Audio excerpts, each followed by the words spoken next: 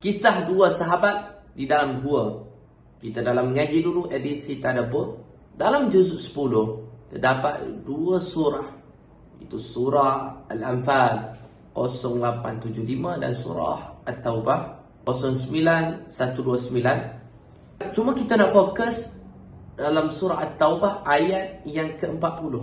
Illa tansuruhu faqad nasarahu Allah id akhrajahu alladhina kafaru ثاني اثنين إذ هما في الغار إذ يقول لصاحبه لا تحزن إن الله معنا فأنزل الله سكينته عليه وأيده بجنود لم تروها وجعل كلمة الذين كفروا السفلى وكلمة الله هي العليا والله عزيز حكيم. Jika kamu tidak menolongnya Muhammad, sesungguhnya Allah telah menolongnya, yaitu ketika orang-orang kafir mengusirnya daripada Mekah, sedangkan dia salah seorang daripada dua orang ketika kedua-duanya berada dalam gua. Ketika itu dia berkata kepada sahabatnya, janganlah engkau bersedih, sesungguhnya Allah bersama-sama kita. Maka Allah menurunkan ketenangan kepada Muhammad dan membantu dengan bala tentera malaikat-malaikat yang tidak dapat dilihat olehmu, dan dia menjadikan seruan orang-orang kafir itu rendah, dan firman Allah itulah yang tinggi.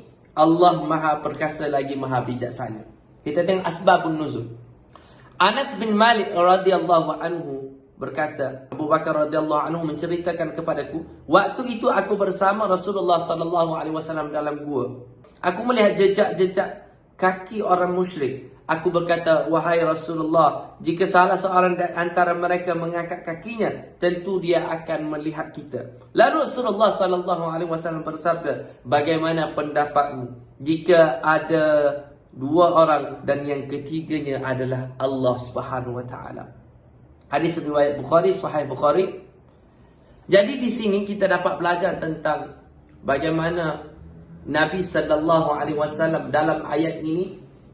Allah nak menceritakan bagaimana Nabi Muhammad sallallahu alaihi wasallam begitu yakin dengan pertolongan Allah Subhanahu wa taala. Dalam ayat ini dia menyebut la tahzan innallaha ma'ana. Jangan kamu sedih, sesungguhnya Allah bersama kita. Kalau kita tengok di sini konteks ayat ini, mungkinlah kita tak akan pergi ke gua. Tapi kita kaitkan dengan diri kita. Ada masa ketika mana kita rasa seperti duduk dalam gua, gelap gelita. Kita diuji dengan pelbagai ujian sehingga kita serabut, kita tak boleh nak fikir dah. Kita gelap.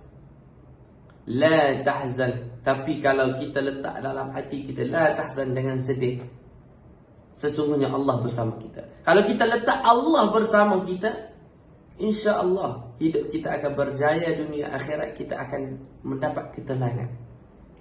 Dan ditambah pula dengan motivasikan diri kita mengikut dalam surah Ad-Duha. Ambil motivasi surah Ad-Duha. Bagaimana Nabi sallallahu alaihi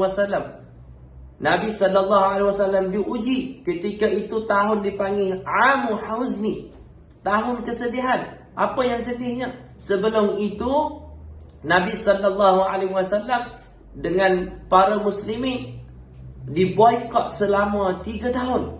Setelah habisnya masa tempoh boikot itu, kemudian Nabi sallallahu alaihi wasallam dia pergi ke Taif. Orang Taif tak terima dia.